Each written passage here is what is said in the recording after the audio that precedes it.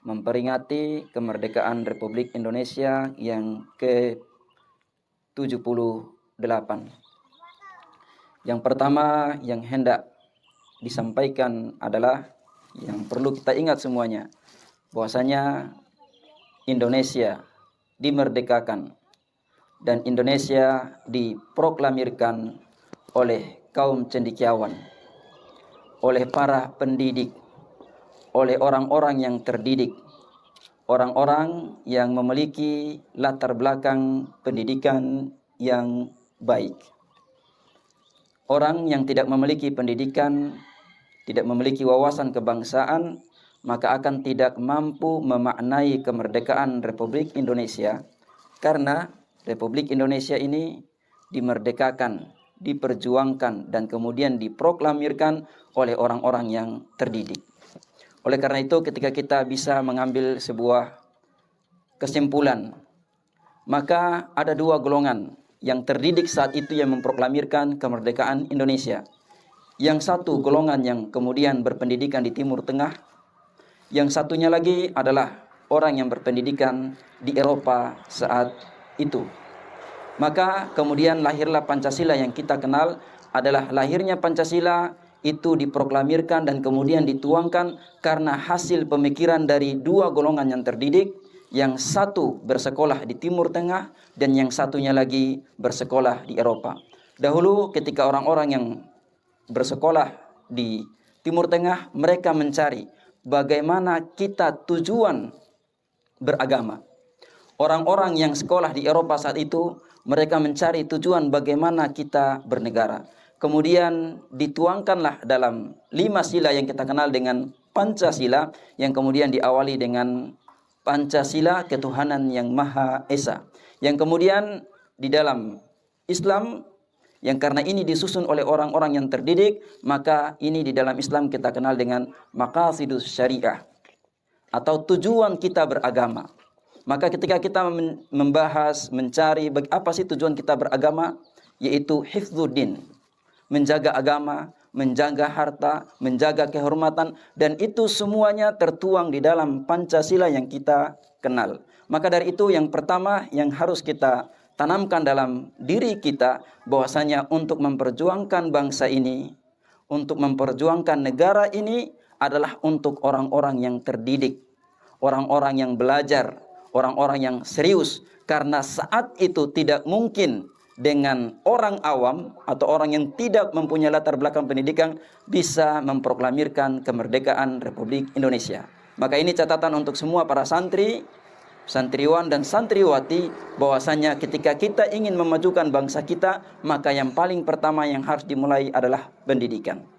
Kemudian yang kedua adalah ketika kita berkaca ke belakang, kemerdekaan Republik Indonesia itu dimulai dengan keterbatasan, yang dimana dimulai dengan tergesa-gesa, mungkin bisa dibilang seperti itu. Sudah dibentuk untuk panitia persiapan kemerdekaan, tapi kemudian sekelompok anak muda yang kemudian mereka berani untuk menyampaikan kepada Bung Karno saat itu untuk memulai memproklamirkan kemerdekaan Republik Indonesia. Maka apa yang terjadi? Malamnya, sebelum tanggal 17 Agustus, malamnya ada seorang wanita yang kita kenal, Ibu Fatmawati. Maka ini nasihat juga untuk kepada ustazah semuanya dan kepada santriwati semuanya. Saat itu ada pengorbanan seorang wanita yang terkadang luput dari pena para sejarah, yaitu Ibu Fatmawati. Malam harinya, walaupun setelah itu pernah beliau ditinggal, terbaring sakit di rumah sakit, tapi kemudian terkadang kita lupa menceritakan tentang kisah seorang wanita, yaitu Ibu Fatmawati yang malam harinya menjahit dengan tangannya sendiri. Padahal besoknya memproklamirkan kemerdekaan Republik Indonesia. Besoknya menyatukan seluruh pulau-pulau yang ada di Indonesia, menyatukan seluruh negara-negara kecil yang berada di Republik Indonesia. Ada sultan-sultan dan raja-raja kecil yang disatukan dalam satu di bawah naungan Republik Indonesia, dan benderanya dijahit oleh seorang wanita, Ibu Fatmawati, malamnya. Artinya ini apa? Ternyata kemerdekaan Republik Indonesia itu dimulai dengan keterbatasan. Kemerdekaan Republik Indonesia dimulai dengan mendadak, sangat mendadak. keterbatasan dan sangat mendadak, dan kemudian malam harinya dijahit benderanya oleh seorang wanita yang bernama Fatmawati. Maka dari itu, ini sebagai pesan untuk kita semuanya. Kita memulai dengan keterbatasan. Pesan untuk kita semuanya, tidak ada mengeluh untuk menuju kepada cita-cita yang mulia.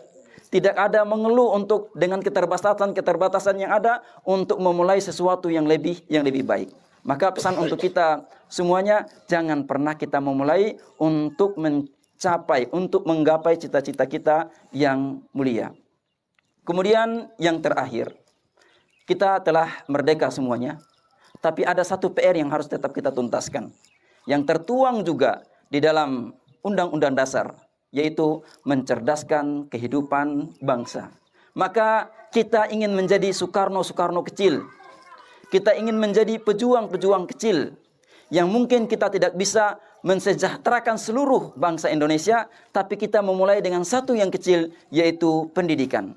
Bagi para asatidzah, bagi para guru, bagi para pembina, semuanya tertuju pada satu cita-cita ini, mencerdaskan kehidupan bangsa, tentunya didasari dengan keikhlasan kepada Allah Subhanahu wa taala, dan kemudian didukung oleh para santriwan dan santriwati dengan sungguh-sungguh memanfaatkan waktu belajar dengan baik, sungguh-sungguh memanfaatkan waktu para ustadz dan ustazah yang baik, sungguh-sungguh memanfaatkan waktu dan keadaan dan juga tempat untuk belajar yang lebih serius lagi, karena kesempatan belajar tidak akan terulang yang kedua kali. Maka dari itu, kami ingin tekankan kepada santriwan, dan pesan khusus untuk santriwan dan santriwati semuanya, bahwasanya sungguh-sungguhlah belajar, dan kemudian yang tadinya kita mengibarkan sang merah putih, ini hanyalah acara ritual setiap tahun, tapi yang kita inginkan, kemerdekaan itu hadir di dalam hati kita setiap detik,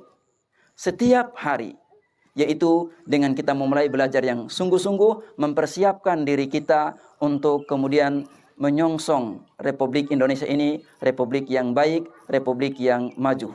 Demikian dari kami, semoga upacara pada pagi hari ini bisa mengenang masa-masa pejuang kita, bisa menumbuhkan lagi kembali semangat kita, bagaimana semangat bernegara kita. Demikian.